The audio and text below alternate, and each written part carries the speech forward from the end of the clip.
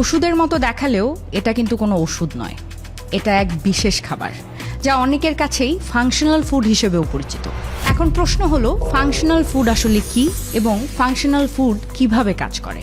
আমার কাছে মনে হয় আমাদের এই অস্থির সময়ে আমাদের সকলেরই জানা উচিত যে ফাংশনাল ফুড আসলে আমাদের দেহে কিভাবে কাজ করে এবং ফাংশনাল ফুডের উদ্ভাবনটা আসলে কোথা থেকে হয়েছে। চলুন আজকে জানবো এবং জানাবো ফাংশনাল ফুডের আদ্যোপান্ত।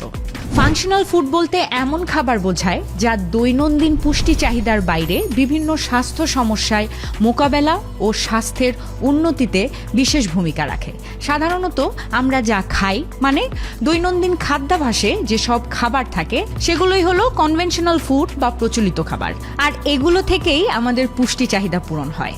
আবার অন্যদিকে নির্দিষ্ট সমস্যা নিরসনে সহায়ক ভূমিকা রাখে ফাংশনাল ফুড, যাতে থাকে বায়ো অ্যাক্টিভ উপাদান, মানে পুষ্টি উপাদান ছাড়াও খাবারে এমন কিছু উপাদান থাকে যা দেহের বিভিন্ন উপকারে লাগে।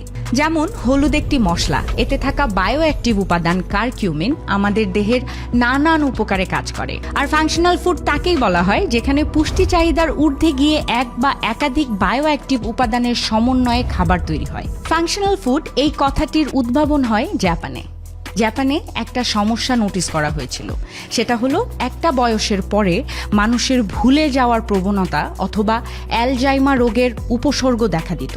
আর ঠিক এই উপসর্গ চোখে পড়ার পরপরই জাপান সরকার এটা নিয়ে গবেষণা শুরু করলো এবং এই গবেষণায় দেখতে পারলো যে একটা বিশেষ অঞ্চলের মানুষের এই অ্যালজাইমার রোগের সংখ্যা তুলনামূলকভাবে কম।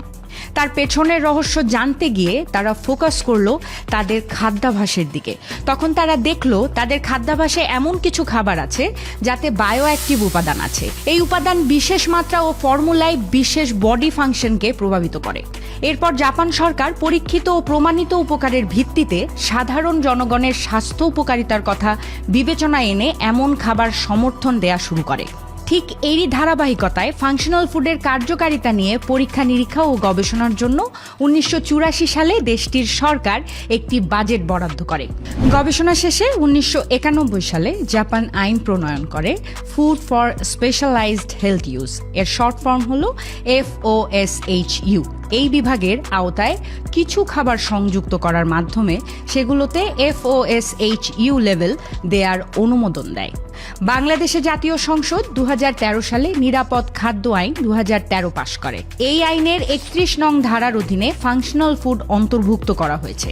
অর্গানিক নিউট্রিশন লিমিটেড প্রথম বাংলাদেশি প্রতিষ্ঠান হিসেবে ফাংশনাল ফুড নিয়ে গবেষণা, প্রক্রিয়াজাতকরণ এবং বাজারজাত শুরু করেছে।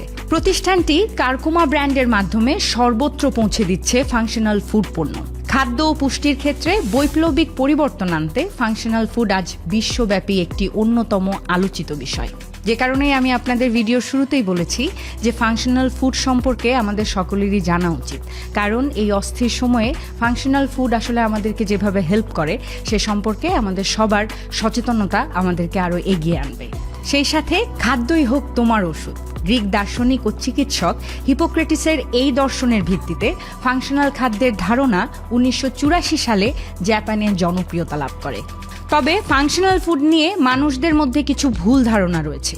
কেউ মনে করে এটা ওষুধ, আবার কেউ মনে করে এটা সাপ্লিমেন্ট, আবার কেউ এটাকে হার্বালও মনে করে থাকে। আসলে ফাংশনাল ফুড এর কোনোটাই নয় এবং এই পার্থক্যগুলো বোঝাতে আমি একটু ক্লিয়ার করি। নাম্বার 1 হলো ঔষধ রোগের নিরাময়ের লক্ষ্যে বিশেষভাবে বানানো হয়। এতে প্রাকৃতিক উপাদান থাকতে পারে, আবার সিনথেটিক উপাদানও থাকতে পারে। তবে এতে থাকে বিভিন্ন সাইড এফেক্ট ও দীর্ঘকাল সেবনে বিভিন্ন স্বাস্থ্য ঝুঁকিও হতে পারে। নাম্বার 2 হলো সাপ্লিমেন্ট। আমাদের শরীরে যদি কোনো বিশেষ নিউট্রিশন অথবা ভাইটামিনের ঘাটতি তৈরি হয়, সেই ঘাটতি মেটাতে সেই নিউট্রিশন বা ভাইটামিন দেয়া হয়। যেমন শরীরে ভাইটামিন ডি এর ঘাটতি দেখা দিলে ভাইটামিন ডি এর সাপ্লিমেন্ট দেয়া হয়, যা ভাইটামিন ডির ঘাটতি মেটাতে সাহায্য করে। নাম্বার 3 হলো হার্বাল। আর হার্বালের ক্ষেত্রে কোনো প্রচলিত খাদ্য হতেই হবে এমন কোনো কথা নেই। এটা প্রচলিত খাদ্য উপাদানও হতে পারে অথবা কোনো উদ্ভিদের শেকড় বা ডালও হতে পারে। হার্বাল শুধু মুখে খাওয়াতে নয়, ত্বকেও ব্যবহার হতে পারে। আর এই সবগুলোর পার্থক্য বোঝানোর পর এখন আসি আমরা ফাংশনাল ফুডে। ফাংশনাল ফুড হতে হলে তাকে অবশ্যই প্রচলিত খাবার হতে হবে এবং ওই খাবারে বায়ো অ্যাক্টিভ উপাদান থাকতে হবে এবং এই খাবার বিশেষ স্বাস্থ্য সহায়ক ভূমিকা পালন করতে পারে এরকম নিশ্চয়তা থাকতে হবে।